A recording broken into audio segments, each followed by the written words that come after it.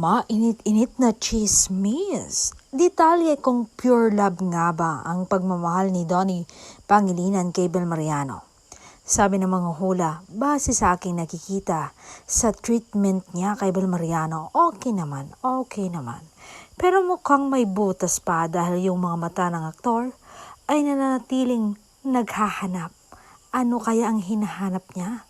Kasi nasa tabi niya na yung napakagandang babaeng si Bel. Pero yung mga mata niya ay malikot.